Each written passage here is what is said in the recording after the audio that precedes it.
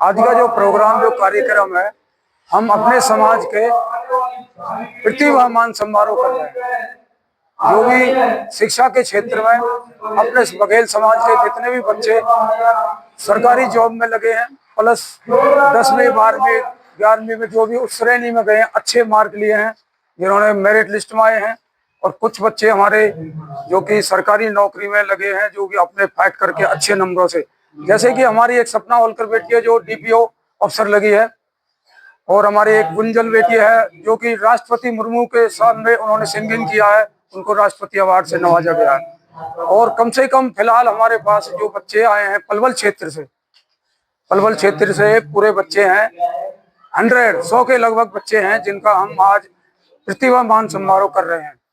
इसको हमारा उद्देश्य कि यही है, बच्चे इसको देखते हुए, जो बच्चे आगे निकल चुके हैं, जो बच्चे ऑफिसर लाइन में चले गए हैं, जो बच्चे इंजीनियर लाइन में चले गए हैं, और जिन बच्चों के मेरिट लिस्ट आए हैं, वो उनको मंच पर खड़ा करके उनकी प्रतिभा दिखा के दूसरे बच्चे भी उनसे उत्साह होंगे और समाज का नाम रोशन करेंगे, और वो बच्चे भी उन बच्चों को देखते हुए अपनी शिक्षा के क्षेत्र में बहुत आगे जाएंगे। इस पलवल जिले के छात्र छात्राओं को या प्रतिभाशाली बच्चों को सम्मानित करते हैं, या बाहर के कोई? हम भी जो भी बाहर के भी आते हैं हम उसको भी करते हैं। जो भी हमारे पास आ गया, जिसने भी और भी स्टेट से या डिस्ट्रिक्ट से, जिसने भी हमारा पंपलेट जो हमने फेसबुक अपने हर वेबसाइट पे डाल रखा है, अगर उन्होंने वो पढ़ा है और उन्होंने हमारे पास कॉल किए हैं और अपने बच्चों के कागज दस्तावेज जो हमें दिए हैं, जैसे कि मार्कशीट, आधार कार्ड, मार्कशीट से हम इसलिए लेते हैं कि इसने कितने परसेंटेज आए। तो हमारे लिए सभी समाज के बच्चे एक हैं, और हम सभी समाज का उत्साह चाहते हैं।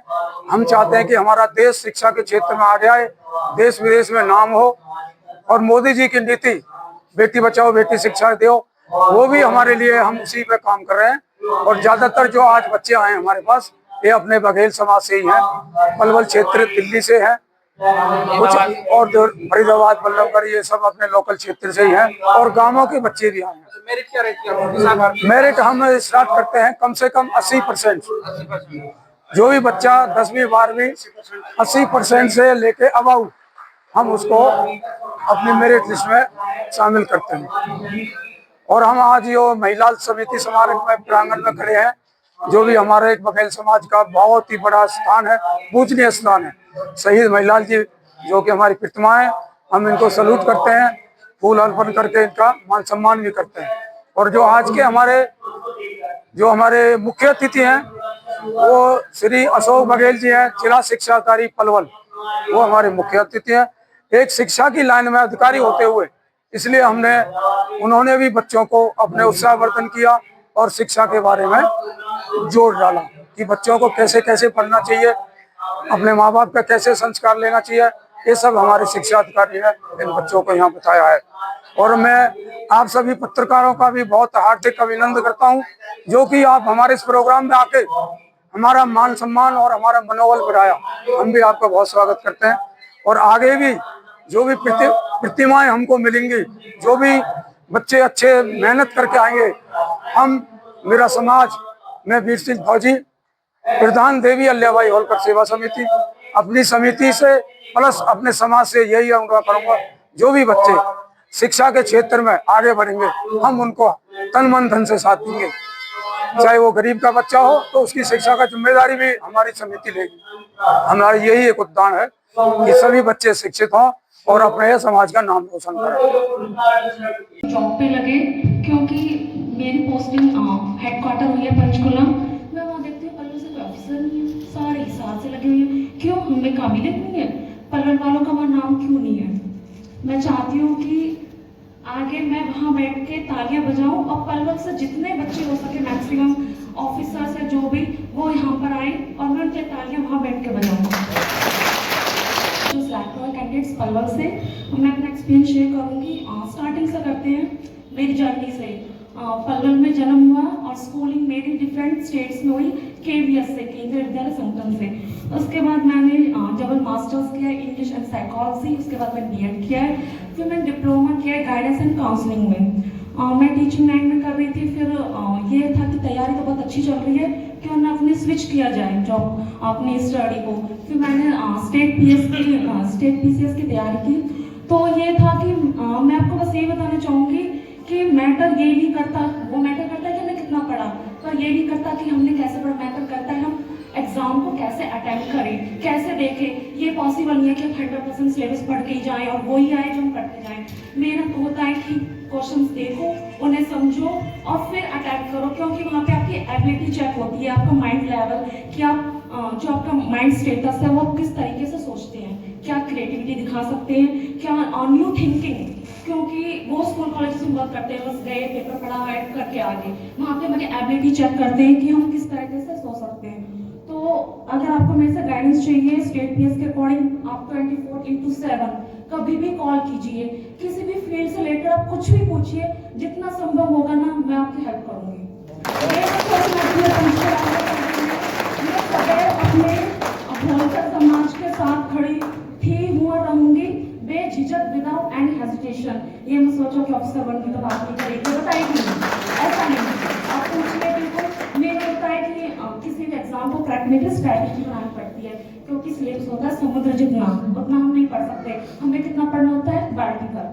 तो सही तरीके से अपनी स्ट्रैटेजी बनाएंगे कि हमें क्या पढ़ के हम पेपर क्लियर कर सकते हैं। तो बिल्कुल स्ट्रैटेजी बनाइए, सिलेबस के अकॉर्डिंग पढ़िए और फिर देखना आपका एग्जाम कैसे नहीं निकलेगा। और हिम्मत नहीं हारना, कोई भी एग्जाम एक बार में नहीं निकलता। वो होते हैं कुछ लकी जिनका फर्स्ट टाइम में क्लियर हो जाते हैं, पर आप हिम्मत मत हारना। डेली ये अपने आप को डिमोटिवेट नहीं करना कि मेरे से ये नहीं हो रहा या ये पेपर निकल रहा। आप मेहनत कीजिए, एक दिन तो मेहनत जरूर रंग लाएगी, बिल्कुल लाएगी। गांव कांवरका से रेवेन्यू पटवारी के पद पर चयन हुआ है और मुझे यह बताते हुए बहुत खुशी हो रही है कि मैं 2011 से 2013 बैच में government boys senior secondary school, जब अपने अशोक बघेल सर प्रिंसिपल हुआ करते थे और राकेश बघेल सर हमारे लेक्चरर हुआ करते थे केमिस्ट्री के, तो उनका मैं शिष्य रहा हूँ। यह बात बताते हुए मुझे बहुत खुशी हो रही है। तो मेरे से पूर्व वक्ताओं ने कहने के लिए कुछ छोड़ा नहीं है। बाकी सारी जो आज के परिवेश को देखते हुए शिक्षा के इर्द गिर्द सारी बातें घूमती हैं। शिक्षा से ही सब कुछ संभव है। शिक्षा से समाज सामाजिक रूप से भी, आर्थिक रूप से भी सशक्त होता है। बाबा साहब भीमराव अंबेडकर ने भी कहा था कि शिक्षा वो शेरनी का दूध है जो पिएगा वो दहाड़ेगा। तो आज के इस प्रतिभा सम्मान समारोह में समाज के जो नए नए बच्चे हमारे हैं, प्रतिभा चाहे किसी भी क्षेत्र में हो, स्पोर्ट्स के क्षेत्र में हो, एजुकेशन के क्षेत्र में हो या किसी भी फील्ड में हो, नृत्य में हो या कोई बहुत अच्छा सिंगिंग में हो, तो ये बच्चों को आगे निकल आना चाहिए। तो ये जो प्रतिभा सम्मान समारोह हो रहा है, ऐसे सम्मान समारोह आयोजित होने से हमारे जो नए बच्चे हैं उनका उत्साहवर्धन होता है। तो ये समय समय पर जो हमारे आयोजन करता है उनका भी बहुत बहुत धन्यवाद। मंच पर भी खड़े होकर अपनी आवाज, अपने शब्द आप सबको सुना सकूं या बता सकूं। मेरी प्रतिभा या मेरा कौशल या मेरा ज्ञान जो भी मुझे मिला मेरे गुरुओं द्वारा, मेरे माता पिता और जितने भी मेरे बड़े जो आज मुझे यहाँ लेकर आए हैं, इनकी वजह से जहाँ मैं पहुँची शायद मैं सोच नहीं सकती थी। और साथ ही साथ मैं कहना चाहूँगी कि इन्होंने जिस चीज़ का मुझे साथ, कल भी मेरे साथ थी, क्योंकि शिखर जितना भी ऊंचा हो लेकिन अगर आधार मजबूत नहीं होगा तो आप शिखर तक नहीं पहुँच सकते। मेरा जो आधार था वो केवल शिक्षा थी, जो मेरे माता पिताओं ने, गुरुजनों ने मुझे बचपन से पकड़ाई। उसी के आधार पर आज जो मैं यहाँ खड़ी हूँ, सम्मानित हो रही हूँ, केवल इनकी कृपा से। राष्ट्रपति के सामने खड़ा होना, जाकर उनको फेस करना, प्रधानमंत्री से मिलना आसान नहीं था। अगर मेरे पास शिक्षा थी तो ही उनके सामने दो शब्द मेरे निकले होंगे और उनके सामने मेरी वार्ता हुई। जो भी मुझे मौका मिला उसके पीछे मेरा गला, मेरी आवाज़ और शिक्षा दोनों साथ थी। बात करने का तरीका, रहने का तरीका, मिलने का, सभी चीज़ें हमें शिक्षा देती है। हमारी दिल्ली यूनिवर्सिटी जहाँ से मैं अभी ग्रेजुएशन कर रही हूँ, पॉलिटिकल साइंस ऑनर्स। वहाँ पर ऐसे लाखों मौके मिलते हैं बच्चों को, 3 साल की ग्रेजुएशन, उसके बाद मास्टर्स। आपको इतने मौके मिलेंगे कि आप सोच नहीं सकते कि आप कहाँ थे, कहाँ पहुँच चुके हैं। हर फील्ड में हर तरीके से आपकी स्किल्स को इन्हेंस करना, आपकी एजुकेशन को इन्हेंस करना, आपकी जो अंदर का सेल्फ कॉन्फिडेंस है उसको कैसे बाहर लाना। यहाँ खड़े होकर बोलना बहुत आसान नहीं है, नर्वसनेस बहुत होती है, पर आप जब पढ़ते हैं, आप कॉलेज में रहते हैं, तो वहाँ आपको सबसे पहले स्टेज ही पकड़ाया जाता है ओरिएंटेशन के नाम पर। लेकिन वहाँ पहुँचना आसान नहीं है, आपको अपने आप को निखारना पड़ेगा, देखना पड़ेगा, निहारना पड़ेगा कि आप किस काबिल है, क्या है और क्या आप पा सकते हैं।